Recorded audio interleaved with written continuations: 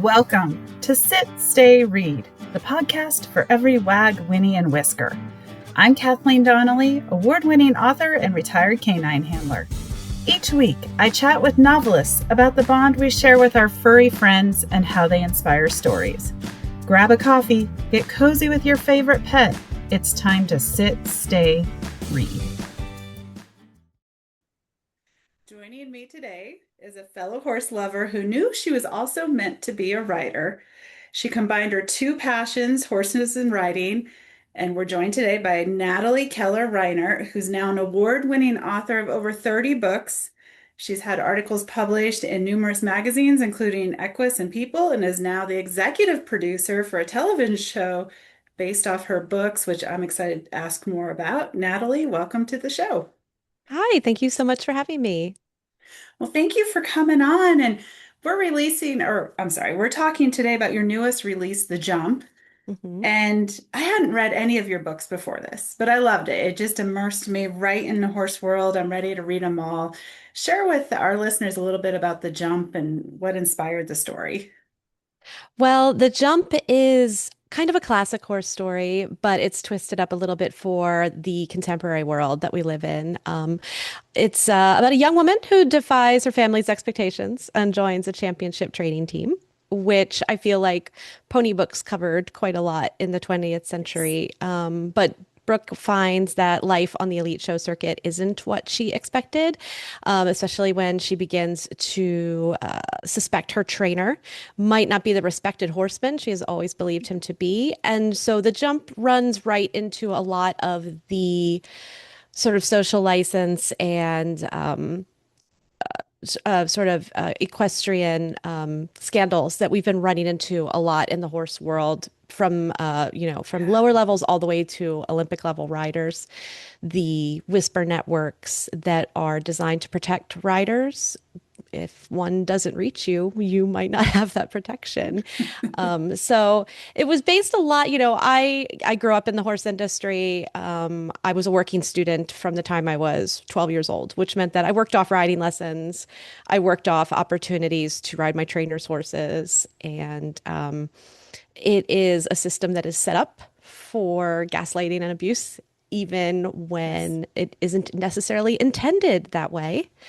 And so looking back at it from the lens of a woman in middle age was enlightening to me. And so I just wanted to take a look at what we do about what horse versus sport really looks like, and if there is hope on the other side for people who are ambitious and competitive, but love animals more than they love sport. And that's the Yeah. jump. I loved it. You hit so many things that you just brought me back to my younger years in so many ways. But let's dive a little deeper in. I was thinking when I read this book, I was thinking about the 2024 Olympics when some of our top riders had videos. Well, they didn't release it. Right. Anonymous sources released videos of hmm them doing pretty horrendous things to horses. And I wondered if that was some of the inspiration behind the jump, and it sounds like it was. Yeah, a lot of it came probably from Facebook, honestly, because there's the comment section, right? And so if you want to take the temperature of how people feel about a rider whose video has come out, and you get at first maybe 50% of the people are still supporting the horsemen, and 50% of the people are saying, we have zero tolerance for this in our sport. Yeah.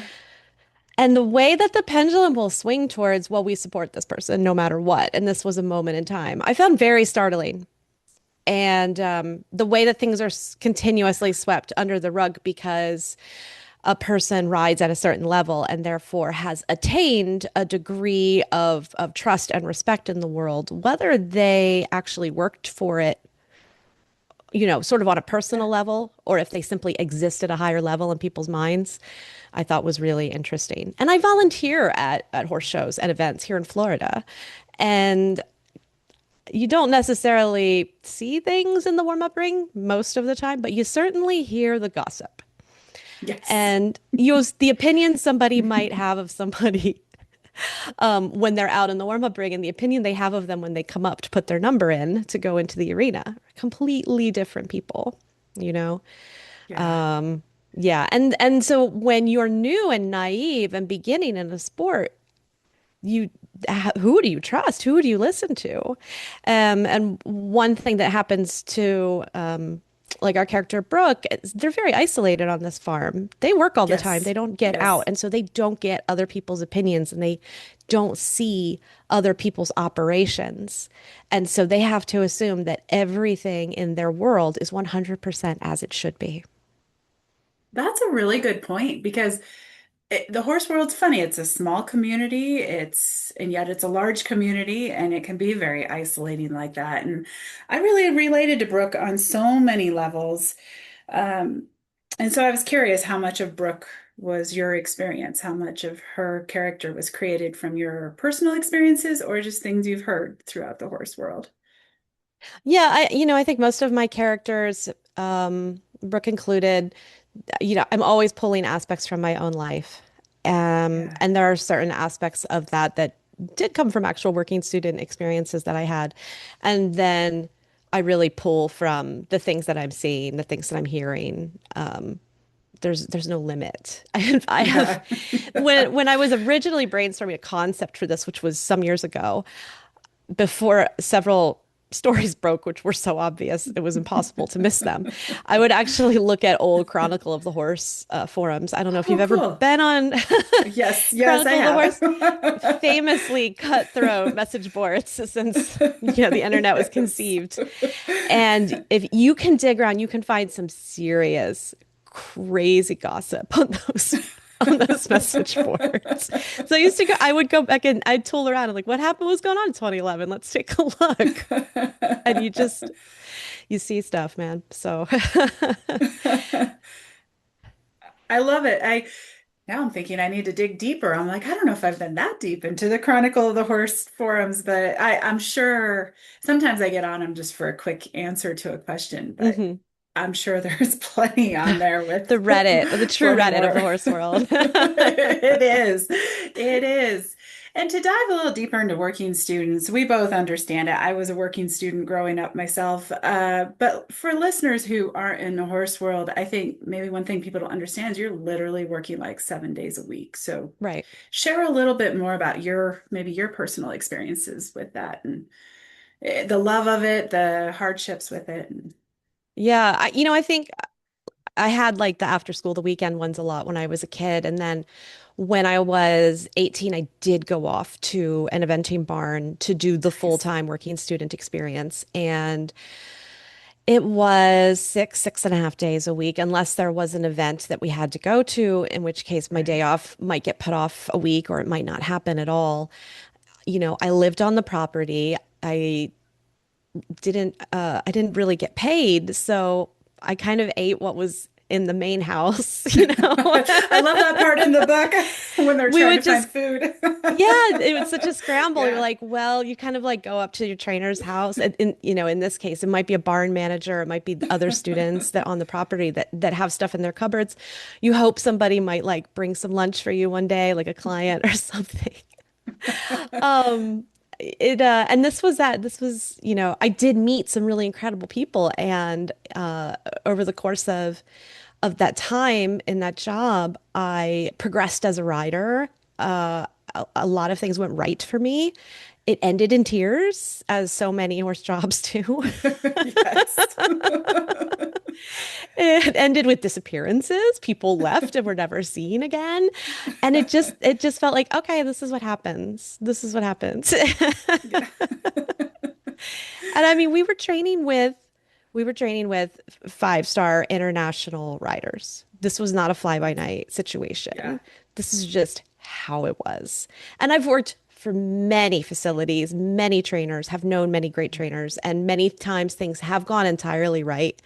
And they don't necessarily end with people crying and leaving in the middle of the night, but sometimes they do.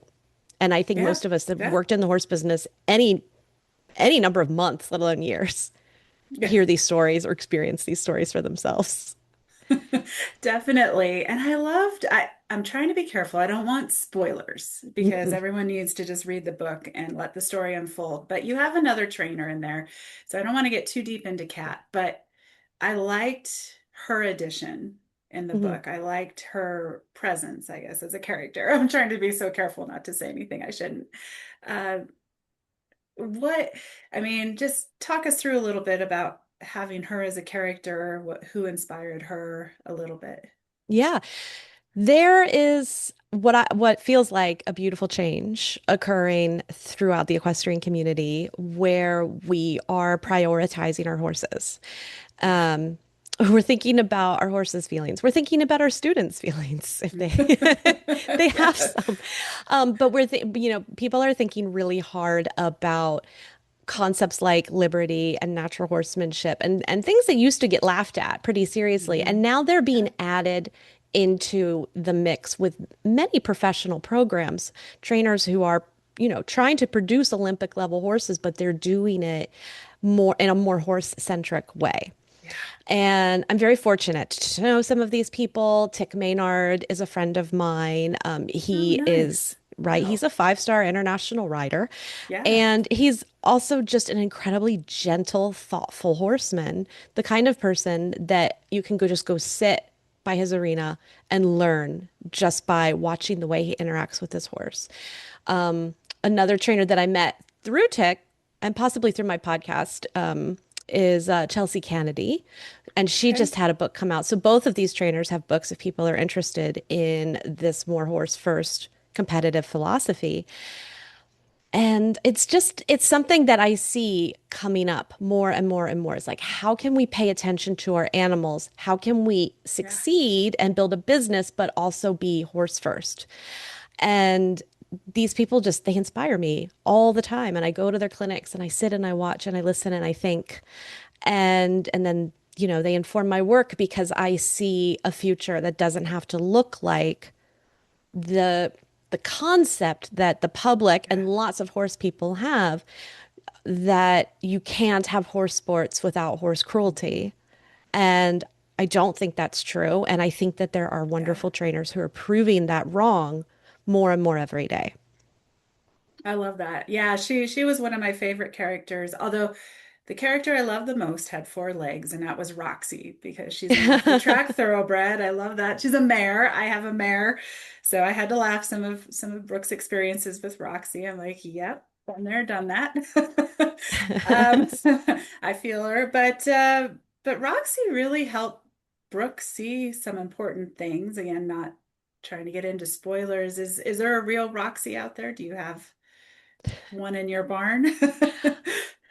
I've had a few mares. I've mostly had geldings. I've had a few mares. I had a mare named Bonnie, and Bonnie didn't like me.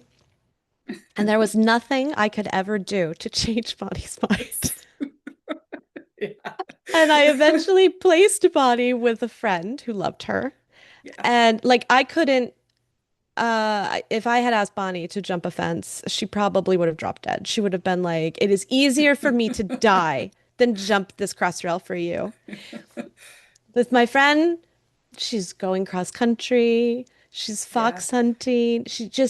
The I have never had a more serious and sincere lack of connection with any living thing than with Bonnie. And I don't think it was a coincidence that she was a mare and she was one of my first ever mares. And she said, "You don't prove yourself to me." Yeah. She said, "I don't respect you and you don't give me a reason to respect you." And what if I know, now what I know then, I would have gone back to very basics and we would have done lots of liberty work and round pen work and spent, as long as it took for her to say, okay, maybe you don't Yeah. have the worst ideas. But yeah, mares are the protectors of their herd. And if a mare is treating you like an idiot, it's because she truly believes that you will die and take her down too if she doesn't Yes. manage things.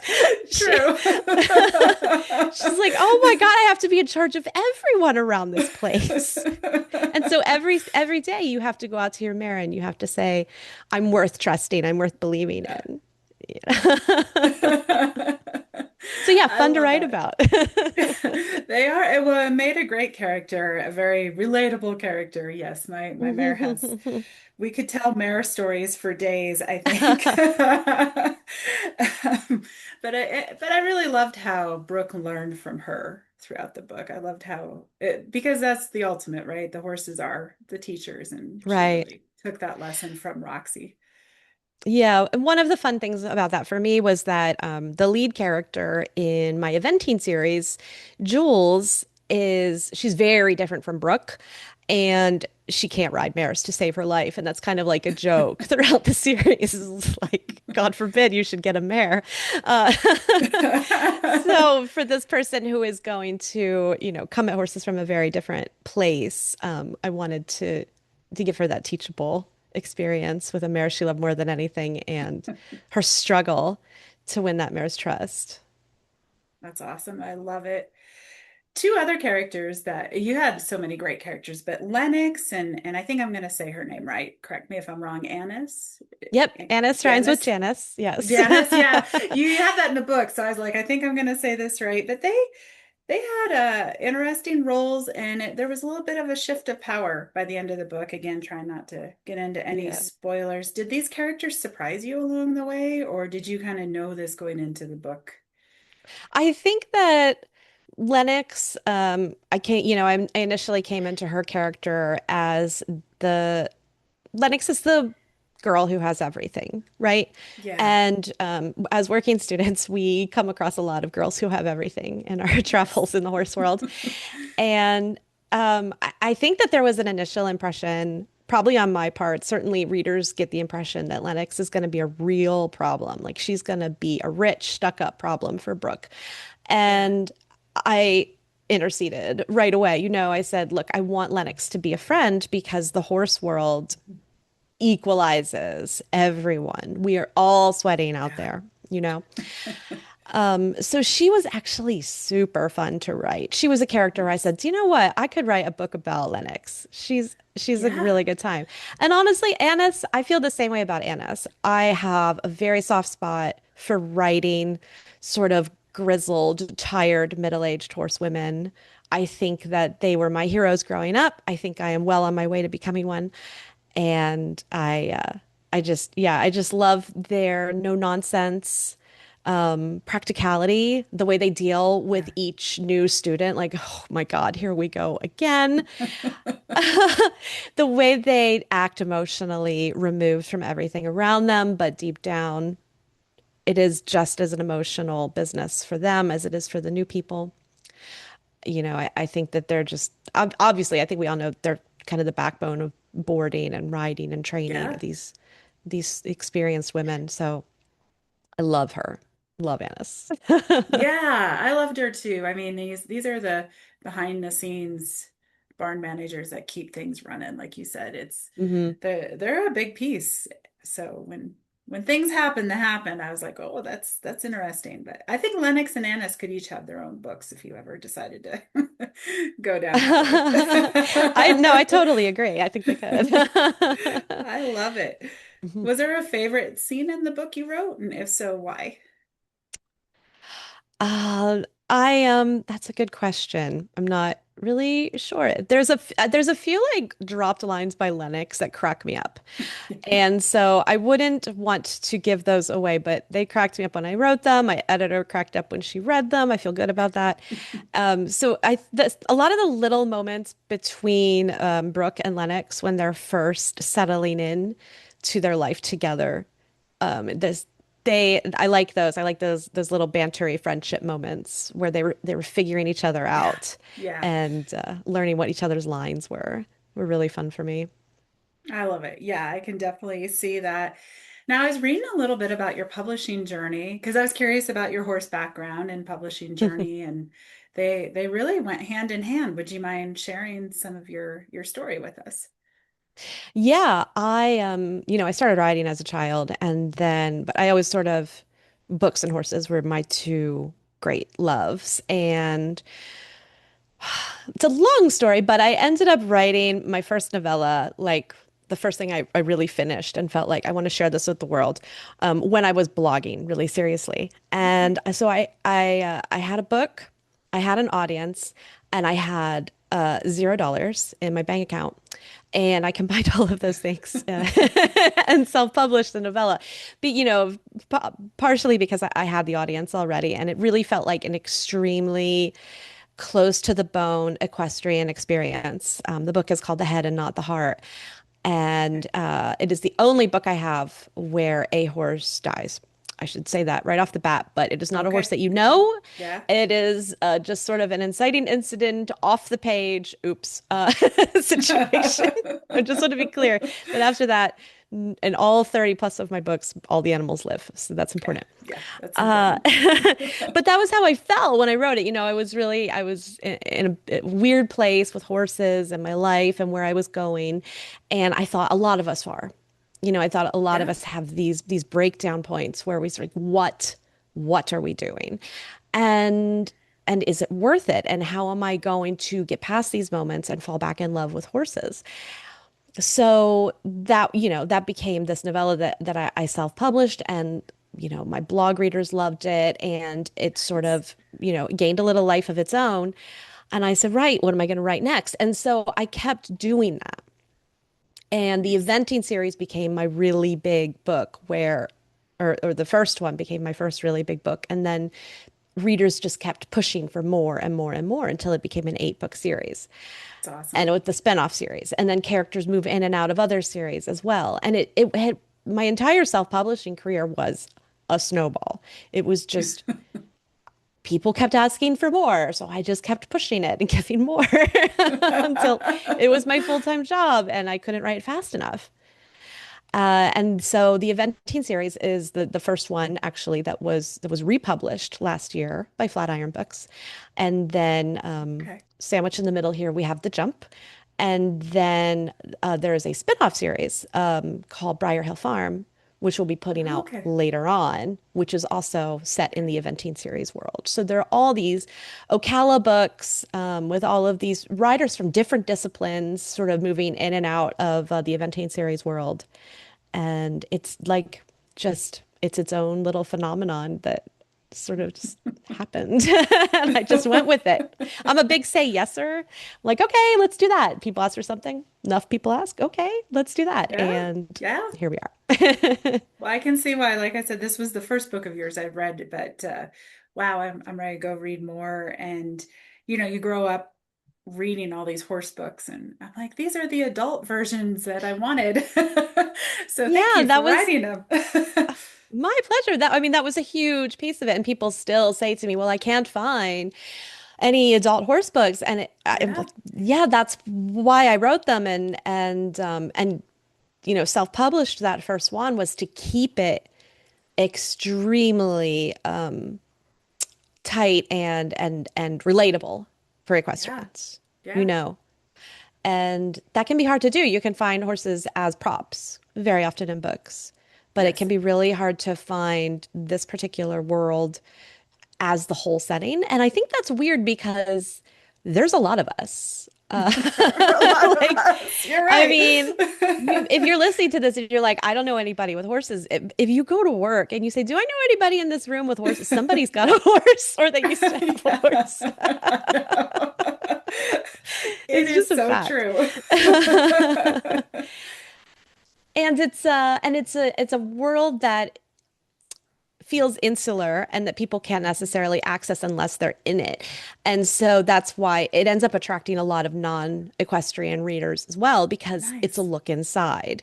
I've Yeah. opened this door and say, this is what it's like. Even, I have novels set in horse racing because I worked in the horse racing business because I wanted to understand it.